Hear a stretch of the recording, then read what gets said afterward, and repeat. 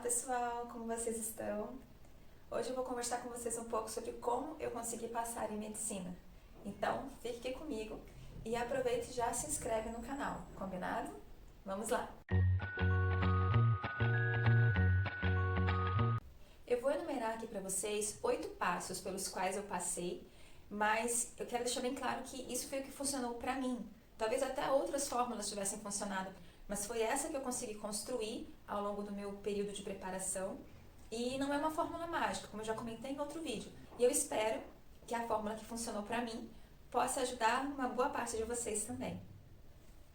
A minha primeira atitude em prol da minha aprovação foi tomar a decisão de passar em medicina. Parece algo meio bobo, né? Por que isso seria um passo?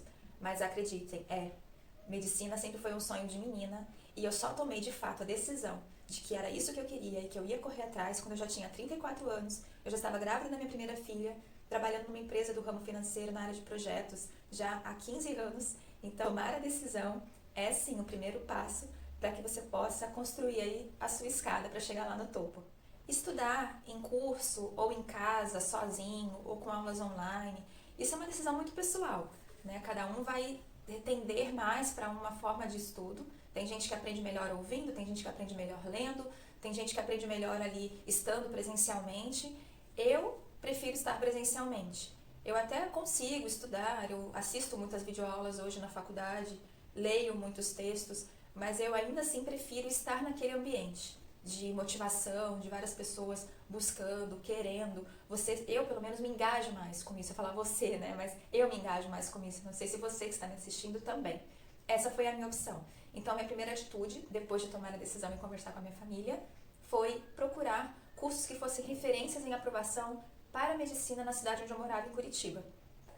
Um questionamento que às vezes eu recebo no meu Instagram, inclusive para quem não me segue ainda, aqui está o perfil, me segue lá, é se eu fiz também cursinho para minha primeira graduação, né? Para quem não sabe, eu sou formada em Química Ambiental pela UTFPR, que também é uma universidade pública em Curitiba. E não, eu não fiz curso para essa primeira graduação, para essa eu estudei sozinha. Mas para agora, para medicina, eu preferi sim fazer curso. Sei que não é para todo mundo, mas eu me senti mais segura, porque eu sabia que era um curso mais difícil, mais concorrido, e além disso eu já estava há muito tempo afastada de toda a matéria de ensino médio. Bom, em linhas gerais, como eu me planejava? Eu tinha um planejamento mensal, semanal e diário. Então, normalmente, no final do domingo, eu sentava no meu cantinho e ia planejar o meu dia seguinte e a minha semana na medida do possível. Eu tinha várias listas que eu usava para me organizar. A primeira lista era de conteúdo.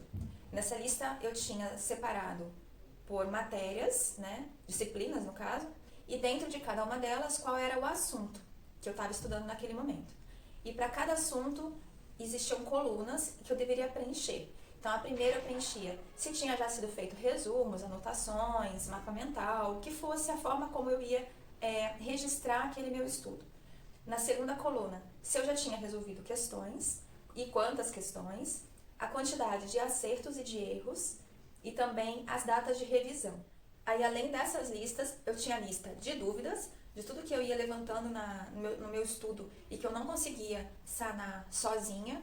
Eu tinha também a lista de erros, a lista de afazeres do dia e também uma lista de provas e editais e informações que eu achasse importante destacar de resolução de cada prova.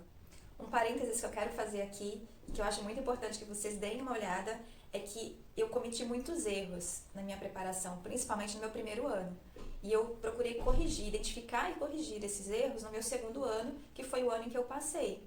Então, se você quer conhecer um pouco sobre eles, para você não cometer e perder menos tempo do que eu perdi, acessa lá meu vídeo, ele está disponível aqui no card, eu também coloquei o link dele na descrição aqui do vídeo, mas assista, tá? Aqui nesse vídeo eu não vou nomear métodos, eu simplesmente vou contar para vocês o que eu fiz e que para mim funcionou. Eu usei uma mescla de metodologias, né? Não foi uma só. Então, o que eu fiz e que foi quando eu percebi que as coisas começaram a fluir? Eu parei de fazer resumos, como eu fazia no primeiro ano. E algo que funcionou muito foi o uso de post-its. Eu comprei post-it de várias cores, vários tamanhos, canetinhas também de cores diferentes. E eu usava esses post-its para escrever conceitos, palavras-chave, divergência, assuntos que eu confundia, então eu colocava ali claramente o que um era e o que o outro era, e que isso era diferente daquilo. E aí, conforme eu ia fazendo esses post-its, eu ia afixando eles na própria apostila, e na apostila eu também grifava o que eu achava relevante. O que eu grifava normalmente acabava indo para o post-it, e isso me ajudou muito a diminuir o tempo que eu gastava com resumos. Eu otimizei demais. Eu passei a prestar mais atenção nas aulas, porque antes eu ficava resumindo e eu acabava perdendo o que o professor estava falando.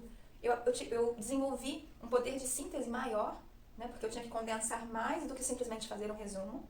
E síntese nunca foi muito meu forte. E colava eles depois naqueles resumões que os cursinhos fornecem.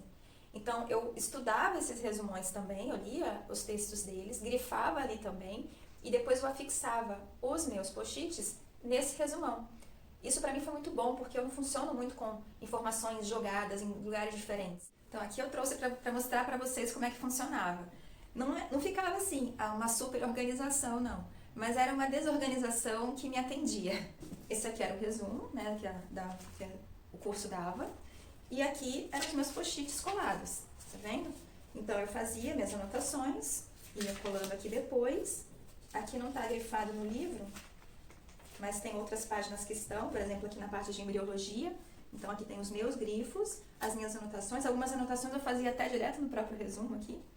Mas vou dizer para vocês que até hoje eu lembro onde tem algumas coisas aqui. Inclusive, usei para a faculdade já algumas anotações que eu fiz. Tá vendo? Para mim foi muito prático e funcionou. E ao uso dos post-its, eu associei a metodologia de grifar, como eu acabei de comentar com vocês, que eu riscava tanto a apostila quanto esse livro resumo. Como é que eu fazia a leitura para chegar nesse grifo? Eu lia 2 vezes cada texto. Então, eu fazia uma primeira leitura corrida não correndo, tá, gente? Eu lia sem parar para anotar, para grifar, eu ia lendo. E depois eu lia de novo, destacando aquilo que eu achasse relevante. E aí, já nesse processo de ler pela segunda vez, e junto com o grifo, eu já anotava o que eu achasse importante de destacar, para fazer as relações com outras disciplinas ou outras matérias. Já também aproveitava para escrever as dúvidas que eu tinha para serem tiradas posteriormente. E vou compartilhar com vocês aqui uma dica que um professor me deu. Quando você for fazer a leitura, mesmo a primeira leitura, procure fazer com um lápis na mão, uma caneta. Não é para sublinhar, não, mas para você fazer a leitura guiando a sua leitura com aquela caneta, aquele lápis. Porque isso faz a sua atenção ficar mais focada. Funcionou para mim, principalmente quando eu ia estudar em ambientes muito distrativos. Então, experimentem, vejam se vai funcionar e aí comentem aqui para mim. Eu sempre procurava estudar a matéria que eu ia ter naquele dia na manhã, né? Eu estudava à tarde, então de manhã eu tirava para fazer a leitura das matérias que eu teria à tarde. E depois de fazer a aula à tarde, à noite eu separava para resolver as questões dessa aula. Funcionava? Sim, gente, funcionava muito, porque eu já ia para a aula sabendo do que se tratava, eu já tinha as minhas dúvidas anotadas. Então, algumas dessas dúvidas o professor já esclarecia de pronto ali, eu já anotava ali a resposta, e quando acabava a aula e aquela dúvida não tinha sido sanada, e eu já questionava o professor, ou já ia na assistência, então eu já ganhava esse tempo. E aí eu ia para a resolução dos exercícios à noite. Então, terminados os exercícios, eu anotava na minha planilha quantos eu tinha errado, quantos eu tinha acertado, procurava entender os meus erros e aqueles acertos que foi meio no chute, ou por eliminação. Então, uma dica é, tratem as alternativas, principalmente essas questões de múltipla escolha, cada alternativa como uma assertiva. E eu vejo pelo menos 3 vantagens de você estudar por questões erradas. Você desenvolve um raciocínio analítico ali, um raciocínio crítico do que você está errando. Você desenvolve também uma malícia de perceber quais são as pegadinhas, como é que cada banca trabalha. E você também acaba se especializando em certas bancas, porque é muito comum que a forma de fazer uma questão seja muito similar para aquela banca. Uma banca não é incomum, copia a questão de outra banca. Eu já fiz prova de bancas diferentes em que as questões eram idênticas, sem tirar nem pôr, igualzinho. Então vale a pena. Se eu fosse vocês, eu seguiria por esse caminho também. Foi muito válido para mim. O estudo inteligente, ele é mais do que você simplesmente ler, fazer questões. É você gerar dados com isso e você analisar esses dados para elaborar estratégias, planos de ação, para que você melhore com esses dados que você obteve. Então, eu planejava para as revisões acontecerem uma semana depois que eu li a matéria pela primeira vez, 15 dias e depois 30 dias novamente. E o que eu lia nessas revisões, ou o que eu fazia? Eu lia os meus resumos e as minhas anotações, que no caso meus resumos eram os meus post-its, né? Então eu lia os meus post-its e lia o que eu tinha destacado nesse resumão lá, o livro resumo que eu tinha do curso. E aí eu, por conta, para as áreas de exatas, né, matemática, física e química, eu sempre tentava resolver pelo menos 25 questões, porque a teoria delas, principalmente de matemática, era mais leve para estudar, o que pega mais a resolução de exercícios mesmo. E eu não fazia mais questões. Por que eu não fazia? Porque eu tinha as revisões do cursinho, e as revisões do curso eram somente baseadas em questões. Então é importante revisar por questões sim, tá? Não estava no meu planejamento apenas porque eu já tinha isso naturalmente. E aí, como eu fazia redação, simulado, provas antigas, eu tentava deixar para fazer essas atividades aos sábados de manhã, quando eu não tinha revisão. Se eu tivesse revisão e tivesse sido muito puxado, eu usava o domingo, mas não era o que eu costumava fazer. Eu tentava deixar o domingo sempre para a família, para o lazer, para tentar aliviar a minha cabeça. Eu sempre deixava para fazer pelo menos 2 propostas de redação aos sábados e um simulado. O que era esse simulado? Eram provas antigas. E aí a gente seguia o baile, né? Como eu já tinha explicado antes. Ver questões erradas, anotar os erros, anotar dúvidas para serem tiradas em assistência. O plano é o mesmo. Vamos então repassar para não ficar nada de fora. Primeiro, tome a decisão e converse com a sua família. Segundo, procure saber como você vai estudar. Se você vai fazer curso, se vai estudar em casa, se vai se matricular no cursinho online, tem que saber por onde que você vai começar, combinado? Terceiro, defina qual o melhor método para você de registrar essas informações, seja por resumo, por post-it, por mapa mental, por outra forma qualquer. Decida como fazer isso e perceba qual que otimiza mais o tempo para você. Você não precisa decidir por uma e permanecer nela. Vá alternando até você chegar na melhor fórmula para você. Quarto, não deixe de aproveitar os seus erros. Errar questões é bom, porque quando você erra, você tenta entender o porquê você errou. Quando você acerta, normalmente você, deixa pra lá. Mas mesmo quando a gente acerta, muitas vezes a gente acertou sem querer. Não perca essa oportunidade de usar esse material, que é uma informação riquíssima. Planeje, organize, não deixe a coisa correr solta, faça listas de o que você vai fazer, registre seus resultados, acompanhe a evolução desses resultados. Estudar é mais estratégico do que vocês imaginam, não é só ler e fazer exercício, né? Vocês precisam evoluir, porque senão a gente fica sempre naquele mesmo patamar. Sexto, faça revisão. Você precisa revisar. Se você ler a matéria uma única vez e não ler de novo, você vai se esquecer. Então, revise de preferência de forma periódica, tanto com leitura, quanto com exercícios, ou do método que você encontrar que vai se adequar melhor a você. E não deixe de fazer simulados, provas antigas, redação. Pelo amor de Deus, gente, façam redação.